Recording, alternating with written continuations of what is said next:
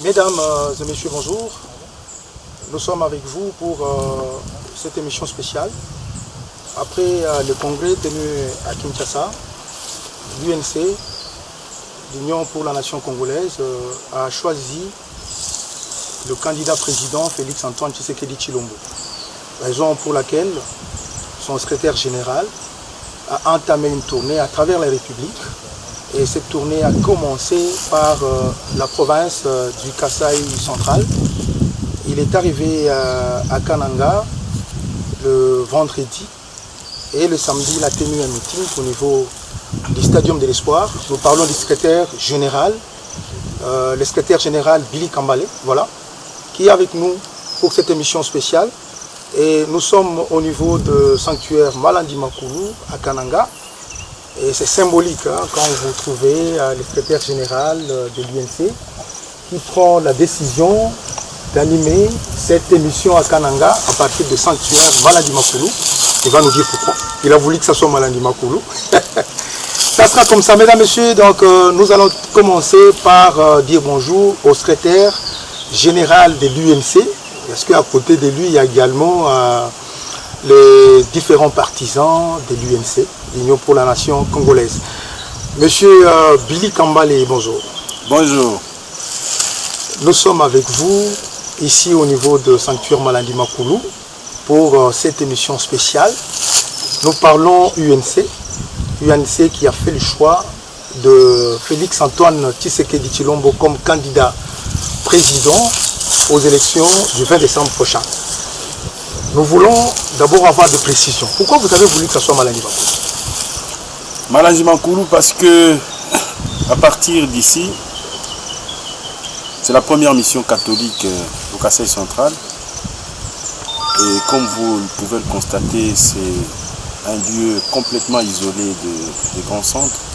Ça veut dire que c'est un lieu de recueillement, un lieu de réflexion, parce que j'estime que ce que nous sommes en train de faire, c'est tellement important, non seulement pour les générations présentes, mais aussi futures, de telle sorte que nous ne pouvons pas parler de l'avenir sans une dose de concentration, parce qu'il s'agit d'un travail où nous devons rentrer dans nous-mêmes. Ce n'est pas matériel, mais immatériel ce que nous sommes en train de faire ici. Et donc j'ai estimé que si on tourne cette émission ici, c'est d'abord l'inspiration divine, parce que ce que nous devons faire ici doit être inspiré. Nous avons voulu que ça se fasse ici parce que effectivement l'histoire du Kasaï central est liée par cette mission. Et j'ai voulu qu'on le fasse ici parce que ici, nous sommes en train de signer un nouveau départ. Voilà. Voilà. La tournée commence par la province du Kasaï central. Une tournée à travers la République. Vous commencez par le Kasaï central pour parler de votre choix de Félix Antoine Tshisekedi Tshilombo comme candidat président de la République pour l'UNC. Pourquoi vous commencez par le Kasaï central? Le Kasaï central, parce que c'est la symbolique. La symbolique, comme vous le savez, que Étienne Tshisekedi Wamulumba, d'heureuse mémoire, a passé une partie de sa vie dans cette province. C'est-à-dire l'UDPS lié au patriarche Étienne Tshisekedi est lié aussi à cette histoire glorieuse de ces grands hommes qui a marqué l'histoire de notre pays. C'est le père de la démocratie congolaise. Et donc le Kasaï central, parce que pour moi le Kasaï central c'est Jérusalem. Jérusalem parce que Jésus, si on peut dire, la mission prophétique de Jésus a commencé à Jérusalem. Il n'est pas natif de Jérusalem, il est natif de Bethléem. Donc pour moi, le Kasaï central, Kananga, c'est Jérusalem et Mbujimai, c'est Bethléem. J'estime que ici, à partir d'ici, les messages que je lance, c'est à travers la République. Kananga, pourquoi? Parce que l'histoire de la République renseigne que la première constitution qui a été adoptée par le peuple congolais, c'est la constitution de Louabour en 1964. Donc d'ici est partie l'histoire de l'appropriation du peuple congolais de son destin. Je n'ai pas choisi Kananga au hasard, j'ai choisi Kananga parce que nous sommes en train de réécrire et de nous approprier notre propre histoire. Et donc à partir de Kananga, j'ai lancé cette campagne d'explication parce que nous sommes dans le rendez-vous du donner et du recevoir. Et comment avez-vous trouvé l'accueil à Kananga, votre meeting au niveau du stadium de l'Espoir ce vendredi? Je pouvais tout m'imaginer sur ce que j'ai vécu à Kananga. Un accueil délirant. 2 heures de meeting avec un peuple en extase, en train d'exprimer la joie. Et c'était une communion que j'ai jamais vécue, même chez moi au Kivu. J'ai trouvé que le choix effectivement que nous avons porté sur le président Tshisekedi, c'est un choix de cœur. Et le cœur bat. Et j'ai senti ça dans les meetings que nous avons animés au Stadium de l'Espoir. Un monde fou. On n'arrivait même pas à mettre les pieds quelque part parce que c'était délirant. Mais en même temps, ça nous interpelle. Ce peuple-là qui nous acclame aujourd'hui, ce même peuple peut nous lapider demain si nous ne répondons pas aux aspirations profondes de ce peuple. Voilà, espérons. Merci beaucoup, monsieur le secrétaire général. Je salue aussi la présence à ce débat de collègues Glody Kabongo, de Nick Tshisungu et de Jean-Bert Ilunga. Monsieur le secrétaire général, 3 petites questions. La première, comment se porte l'UNC? Quel est l'état du lieu que vous faites de l'UNC aujourd'hui? L'UNC se porte à merveille. Je crois que certains ont toujours voulu caricaturer l'UNC comme le parti de l'Est. Mais je crois que ceux qui ont vu ce qui s'est passé au meeting de la fois dernière ici à Kananga ont compris que l'UNC est partout. Là, nous revenons d'un meeting à Kazumba. Demain, je serai à Dibaya. Lundi, je serai à Demba. Et bien entendu, comme les temps pressent, je suis obligé de regagner Kinshasa, compte tenu des enjeux. J'aurais voulu terminer tous les territoires du Kasaï central pour porter un démenti cinglant à ceux qui pensent que l'UNC se limite au Kivu. Ça, c'est un des deux. L'UNC vient de réaliser spectaculairement la constitution de 2 listes aux élections législatives nationales, 3 listes aux élections législatives provinciales. Et donc nous partons avec des personnalités qui vont affronter ces élections. Et nous pensons que notre objectif des 150 députés sera atteint parce que nous-mêmes, nous sommes sur terrain pour booster d'abord nos candidats et faire en sorte que nous puissions être compétitifs sur le terrain. Il y a toujours des problèmes partout, mais la capacité des hommes à surmonter ces problèmes font des grandes organisations, des organisations incontournables. Et donc j'estime que nous avons aujourd'hui l'opportunité de démontrer que l'UNC c'est un grand parti, que l'UNC est dans le challenge qui s'offre à nous pour les élections de décembre 2023. Deuxième question, bien avant la tenue de votre congrès qui a investi ou qui a adopté la candidature de Félix pour la présidentielle, il y a eu un vent au sein de l'UNC portant Vital Kamerhe président de la République, recourant ainsi aux engagements qui ont été pris avant que Félix ne soit président de la République. Il devait faire un mandat, permettre à Kamerhe de faire un autre mandat. Comment Billy Kambale, en tant que secrétaire général et les directeurs du parti, se sont mis à terre ces points de vue-là qui étaient si importants au regard des engagements politiques qui ont été pris entre les 2 personnalités, Félix Tshisekedi et Vital Kamerhe? Je voudrais d'abord souligner que l'UNC c'est un parti démocratique. Nous laissons toujours la base s'exprimer.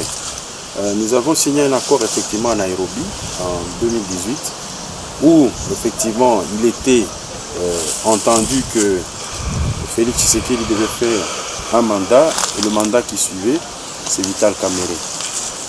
Mais la dynamique politique déjà au niveau de l'applicabilité de cet accord a été complètement difficile. Ce qui fait que, aussitôt arrivé au pouvoir, la coalition cache qui avait porté Félix Tshisekedi a été obligée de cohabiter avec l'opposition. Ce qui fait que l'accord déjà a lui-même démontré ses limites sur base d'une coalition qui est née du pouvoir de 2018. Et donc cet accord était tombé en désuétude dès le début du mandat. Ce qu'il faut dire, c'est que je voudrais faire comprendre à l'opinion centre kassaïen que l'UNC n'est pas un parti qui vit des accords ou arrangements politiques. Nous sommes un parti parce que nous estimons que nous avons quelque chose à apporter. Nous avons différentes manières d'agir qui nous permettent d'être une machine politique dans la concurrence. Ce qui se passe aujourd'hui, c'est que effectivement, il y a des voix qui ont voulu que nous puissions recourir encore à l'accord. Mais nous, en tant qu'observateurs de l'espace politique congolais, nous avions compris que ça ne sert à rien de se cramponner sur des accords et arrangements politiques. À partir du moment où nous sommes une machine politique, nous avons rangé nos troupes pour conquérir suffisamment de députés pour peser dans la balance, dans la constitution du prochain gouvernement issu des élections.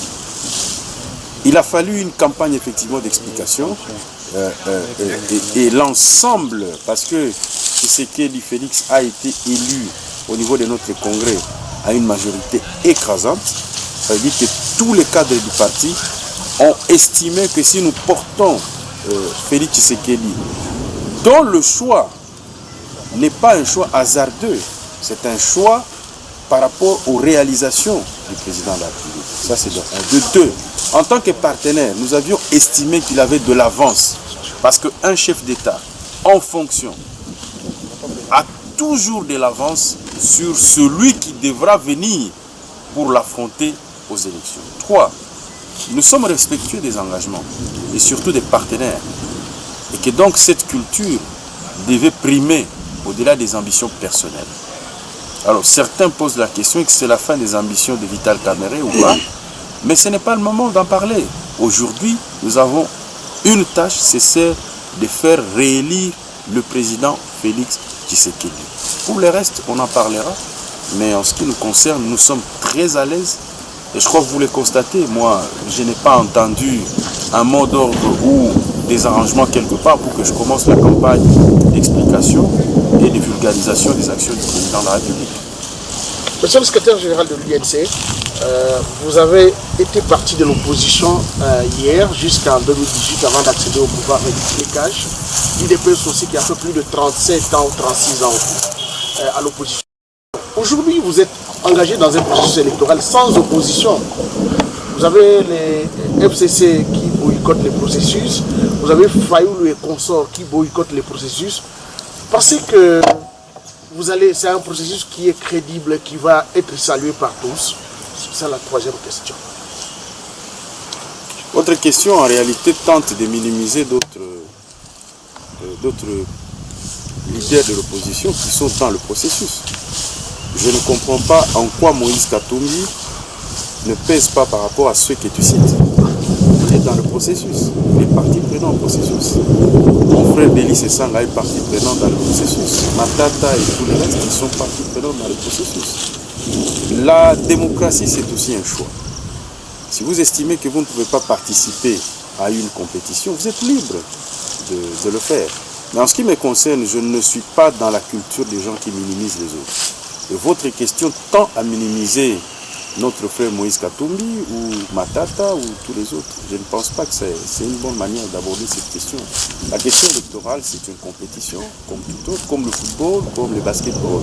C'est une compétition où les joueurs ou les équipes ont toujours le choix de participer ou de ne pas participer.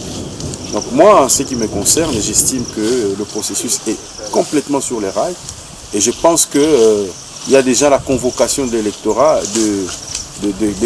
des candidatures pour les élections présidentielles. Attendons que ça prenne fin. Peut-être qu'il y aura d'autres surprises. Mais en ce qui nous concerne, nous n'avons pas le temps de parler d'opposition. Nous avons plutôt suffisamment de temps pour parler non seulement de notre candidat, qui est Félix Antoine Tshisekedi Tshilombo, son programme, son plan d'action et surtout ses réalisations. C'est ce qui nous importe. Voilà, monsieur le secrétaire général, il est temps pour moi de signaler que sur ce plateau également, il y a les amis du NC qui vous accompagnent, notamment monsieur le président, vice-président de l'Assemblée provinciale du Kasaï central, qui a préparé votre accueil, M. Marcel Tshipé-Pelentumba. À côté de lui, le président de la jeunesse, parce que là nous parlons de Papi Noël Kangou, c'est au niveau national. Et aussi, Marcel Toumba, il faut aussi rappeler qu'il est cadre au niveau national de l'IEC. Donc il y a aussi M. Rémi Bonkungu, qui est vice-président de la Fédération nationale des jeunes. Il y a David Ilunga, coordonnateur, près du secrétaire général. Voilà. Il y a Aïcha Bundu, trésorier. Sur ce plateau, voilà. Je voulais, avant de passer la parole à Nick Tshisungu, vous poser la question en rapport avec les relations. Comment vous trouvez vos relations cash? Donc, l'UDPS, l'UNC. Voilà. Les relations sont au beau fixe. D'ailleurs, on s'est appelé avant que je ne vienne à Kananga avec mon collègue de l'UDPS, Augustin Kabouya. Nous avons longuement discuté et il suit de près ce que nous sommes en train de faire. Comme moi, j'ai toujours suivi de près. Il était à notre congrès, j'étais à leur congrès. Et nos relations sont au beau fixe. Vous savez très bien que le président de notre parti, Vital Kamerhe, est au gouvernement avec le président de la République. Ce sont des amis de longue date. On partage beaucoup de points de vue en ce qui concerne le pays et même en privé. Les deux mamans, maman Amida et maman Denise, se fréquentent. C'est une relation d'abord familiale avant d'être politique. Et donc nous travaillons chaque jour pour le maintien de cette flamme de conviction qui puisse subsister pour que nous allions encore davantage vers les prochaines victoires. Voilà, Nick. Oui, merci beaucoup, monsieur le secrétaire général. Si vous êtes d'évaluer le premier mandat que vous avez accordé à Félix Antoine Tshisekedi Tshilombo, comment vous pouvez le faire? Vous estimez que vous avez réussi ou bien vous avez échoué? Et en plus, comment vous évaluez le mariage? C'est presque la même question là, merci. Le mariage UDPS-UNC. S'il m'était demandé d'évaluer le mandat de Félix Tshisekedi, je vais vous donner la réponse nécessaire. Sur le plan de l'éducation, courageusement, le président Félix, dès l'entrée en fonction, il a lancé le programme de la gratuité de l'enseignement. Le programme de gratuité de l'enseignement, personne n'y croyait. Moi, j'étais au gouvernement quand le débat a commencé. Le programme de la gratuité a été lancé avant que nous n'entrions complètement en fonction. J'ai vu comment nos amis du FCC sont montés sur les gros chevaux pour tenter de dissuader le président que jamais ce programme ne sera réalisé.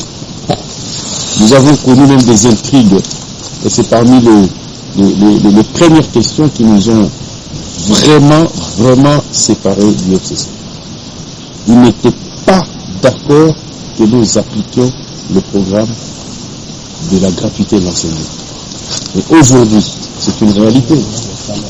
Peut-être dans les grandes villes, ça ne se ressent pas, parce qu'il y a encore beaucoup d'exigences, mais dans l'arrière-pays, un parent qui avait des insomnies à chaque fois qu'il y a la rentrée, aujourd'hui, il peut penser à autre chose que de payer les minervales et l'appui aux enseignants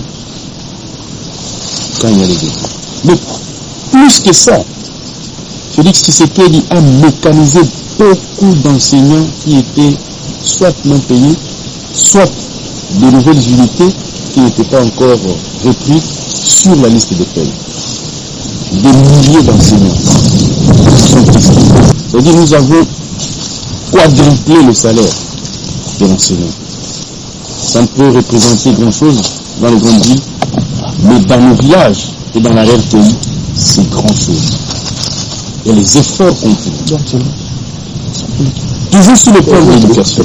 En ce moment même où nous parlons, dans le programme de développement des 145 territoires, 1200 écoles sont en construction. Et c'est un vaste projet pour le mandat prochain. Il y a des milliers d'écoles qui sont encore symboliques. Sur le plan de l'éducation. Sur le plan de la santé. Le programme de la maternité gratuite est déjà lancé. À partir de Kinshasa, il y a déjà des hôpitaux ciblés par l'État congolais où la maternité est gratuite. L'objectif, c'est d'arriver à l'assurance maladie intégrale sur le plan sanitaire. Au-delà de ça, des centres hospitaliers sont construits. À Kinshasa, si vous y arrivez, l'hôpital Mama Yemo, construit depuis 1925, n'avait jamais connu d'amélioration. C'est seulement à l'époque de Mobutu, on avait ajouté 2 ou 3 bâtiments. Mais avant l'arrivée de Félix Tshisekedi, cet hôpital était dans un très mauvais état. Non seulement Tshisekedi a rasé, mais il a reconstruit un bâtiment imposant, au standard moderne. Pas que ça. Actuellement et en ce moment où nous vous parlons, plus de 700 centres de santé sont construits à travers la République dans le cadre du programme de développement des 145.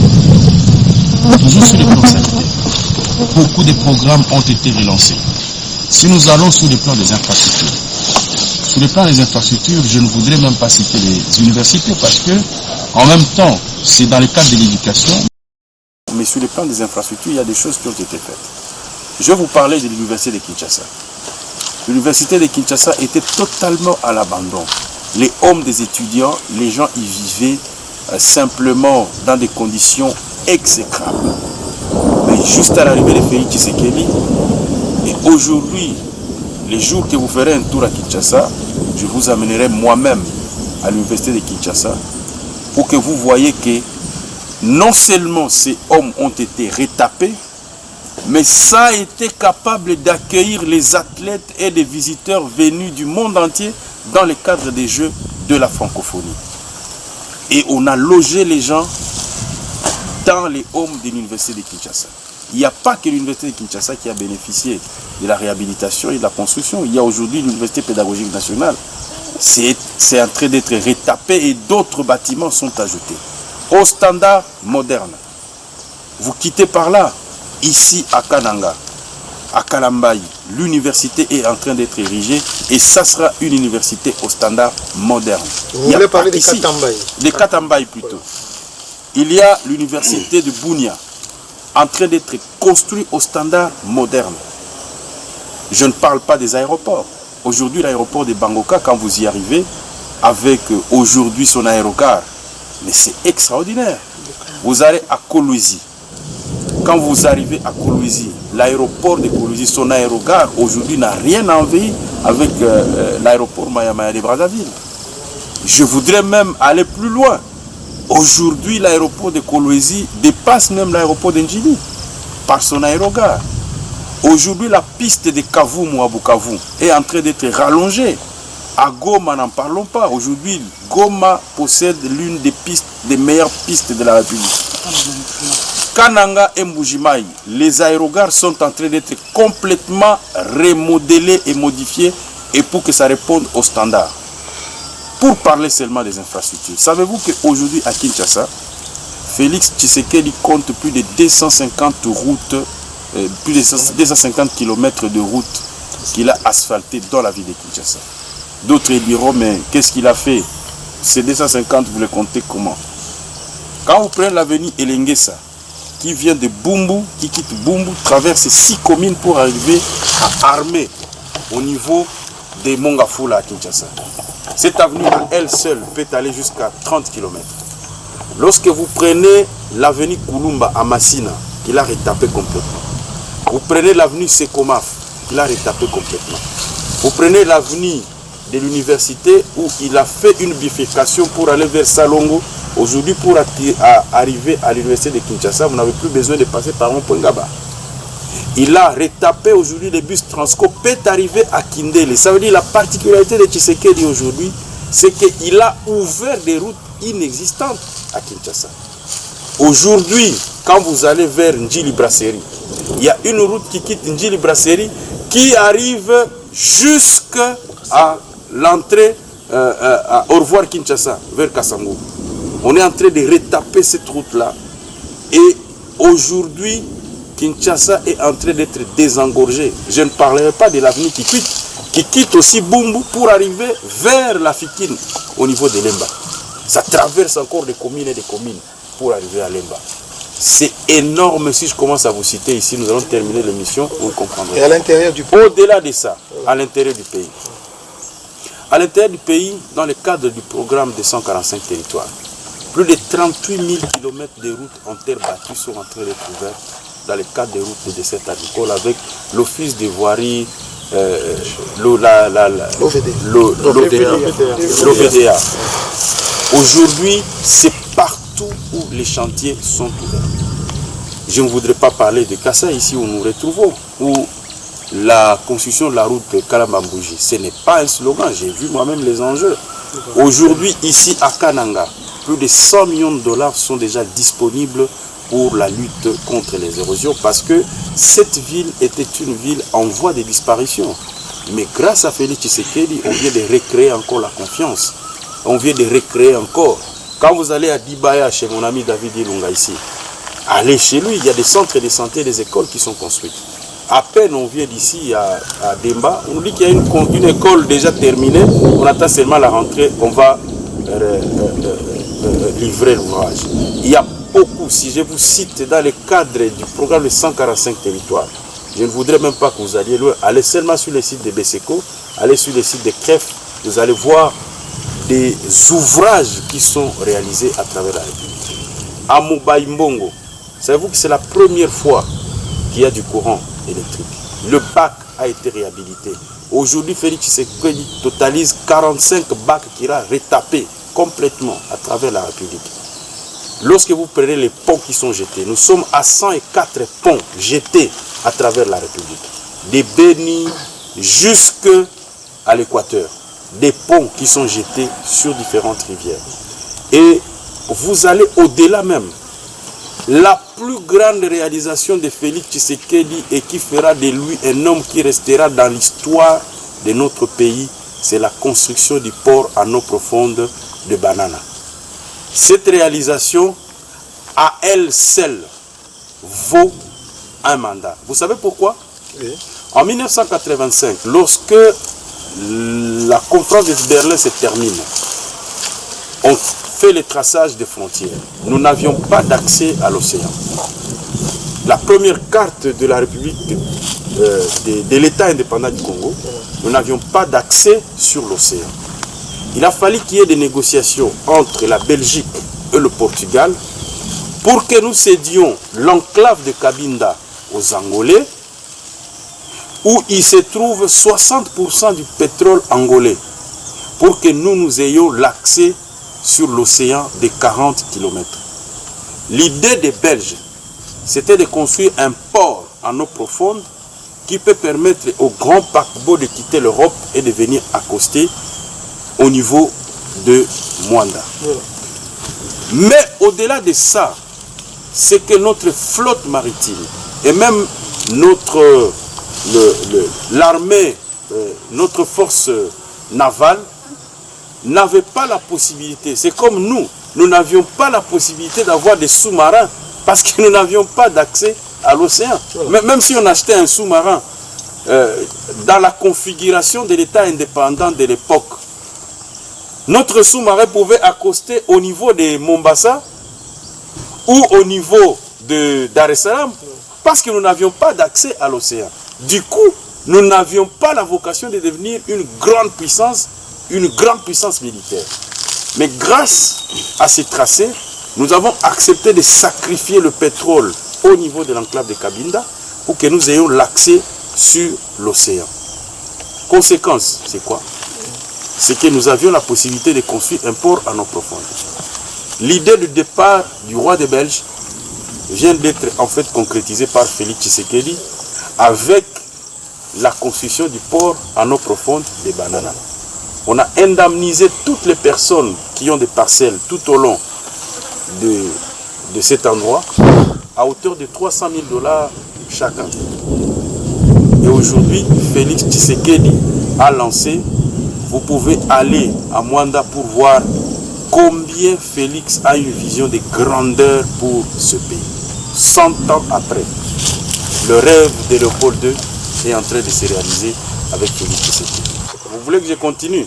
Bon, en fait, je trouve que aujourd'hui, avec le service national, pour la première fois, plus de 10 000 jeunes sont déployés au niveau de Kanyama KCC, apprenant les métiers et cultivant plus de 20 000 hectares de terre, avec une production de maïs chaque 4 mois. Et aujourd'hui, au jour d'aujourd'hui, on compte étendre, puisqu'à Sandawizi déjà au Congo central, on a commencé, le service national va s'étendre. Au niveau des Mbujimaï, on vient de faire jonction entre Daipen et le service national. Maintenant, des jeunes bâtisseurs sont déployés à travers la République pour la construction des infrastructures. Et ça, c'est un programme qui va au-delà. Monsieur le secrétaire général, aujourd'hui, si vous voulez parler en termes de pourcentage du côté réalisation. D'abord, si on peut parler du pourcentage, je peux parler même de 80%. Parce que Félix Tshisekedi, pour les 5 ans, il n'a que 3 ans où il est en train de réaliser. Les 2 années qui ont précédé, ce sont des années où nous n'avons passé notre temps que dans des querelles. Moi, j'étais au gouvernement, je peux vous dire que ça commençait même à lasser. Nous sommes parmi ceux qui avaient proposé même la fin de la coalition FCC-CAJ. Parce qu'à chaque fois, vous vous rendez compte, peut-être les gens ont la mémoire courte. Félix Tshisekedi, à l'arrivée au pouvoir, a nommé des mandataires à la GECAMIN et à la SNCC.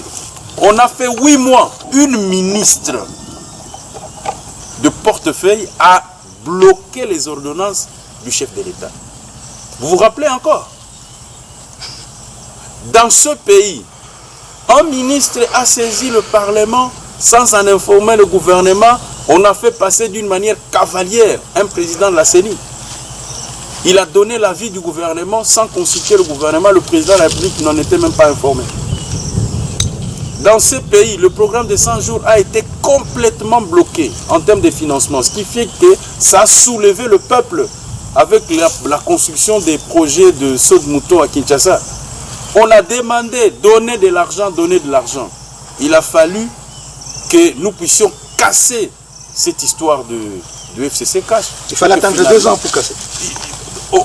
On voulait essayer. Vous savez, le président de la République, c'est un homme très patient. Vous pouvez vous observer, il prend tout son temps, mais les jours qu'il réagit, il réagit une fois pour toutes. Vous savez très bien comment les gens se sont foutus de sa gueule.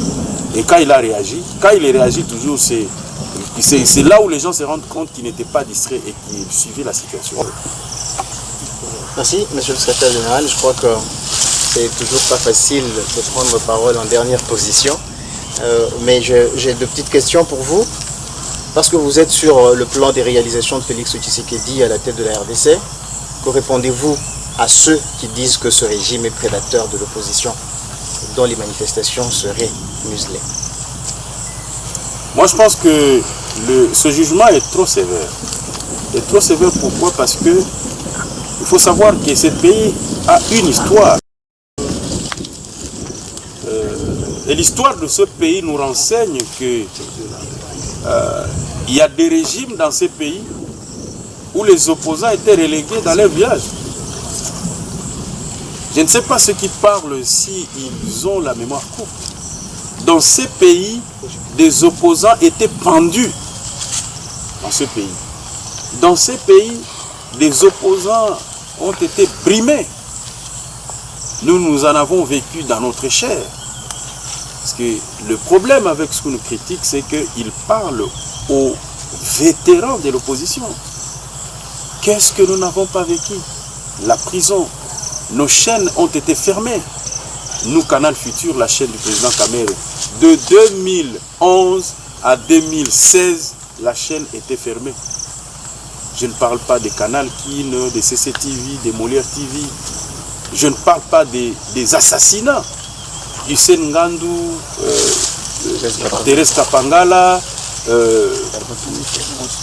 Armand Tougoulou, Rossi Mukendi, sans parler de Kamwenan Sapou, comment on a envoyé un armada de militaires pour tuer des gens sans armes. Vous vous rappelez encore? Bundu Diakongo, des massacres, je ne sais pas si les gens ont la mémoire courte. Je m'excuse. Je ne suis pas ici pour parler des autres, mais je voudrais dire tout simplement que sur le plan des droits de l'homme et des avancées démocratiques, Félix Tshisekedi a évolué. Mais seulement ce que vous ignorez, c'est que Félix Tshisekedi a hérité d'un système. Félix Tshisekedi n'a pas créé de nouveaux militaires, n'a pas créé un nouveau ANER ou de nouveaux agents de l'ANER. Il n'a pas créé la DEMIAP. Félix Tshisekedi est venu, il a trouvé. Merci CG. Ça nous prendra du temps. Voilà. Nous sommes dans un schéma de restructuration, c'est un processus. Nous arriverons à aller. Et moi je sais, je connais l'homme de Félix Tshisekedi pour avoir travaillé avec lui. Félix Tshisekedi est incapable même de tuer une mouche. C'est un homme de paix, un homme jovial. Et même, moi j'ai toujours dit aux gens, le côté humain de Félix Tshisekedi est tellement poussé que justement il y a des gens maintenant qui veulent lui toucher même dans l'œil. C'est là où nous disons, attention, ça on ne le permettra pas. Monsieur Billy Kambale, nous vous disons merci. Nous vous disons merci. Il y a aussi, et pour chuter... Mais je crois peut-être que c'est bien la fin. Non, pour chuter, Vous voulez ajouter un élément? Il y a quelque chose que je voudrais ajouter. Voilà. Et la première dame, en passant, je la salue. Elle a fait aussi des réalisations qui sont spectaculaires, mais dont on ne parle pas assez. Je parle ici du programme de Excellencia, où des jeunes licenciés ou diplômés de l'école secondaire sont recrutés et envoyés dans de meilleures universités dans le monde pour revenir au pays avec la qualification. D'autres sont pris en charge même dans nos propres universités. Je voudrais parler aussi du fonds d'indemnisation des victimes des violences, des guerres et des violences sexuelles. Quand initiait la première dame, ce fonds-là est tellement important que je voudrais en parler en toute solennité pour dire que pour une fois, on veut des penser aux victimes. Parce que la justice transitionnelle dans ce pays pose problème. Nous arrivons à la fin de Il cette émission. faut absolument que nous puissions appuyer ces genres de programmes pour permettre de redonner le sourire à toutes les victimes qui se comptent par milliers dans notre environnement. Ils sont à Kwamut, ils sont au Kivu, ils sont à Ituri, ils sont dans le Nord Katanga, ils sont ici avec les Kamwenansapou, ils sont un peu partout. Et je pense que ce fonds-là, il faut l'appuyer, il faut l'encourager pour que nous puissions redonner les sourires perdus de toutes ces personnes qui nous accompagnent et qui sont avec nous et qui souffrent moralement et intérieurement. Et je pense que dans notre pays, nous avons le droit de rêver avec le président Félix. Merci à M. le secrétaire général de l'UNC, Billy Kambale. Et il ne reste que vous dire merci. Et voilà, nous disons également merci à tous les téléspectateurs qui regardent cette émission à travers la République, à travers le monde. Nous avons été à Kananga, où nous recevons ces jours M. le secrétaire général de l'UNC, Billy Kambale. Merci à tout le monde. C'est moi qui vous remercie.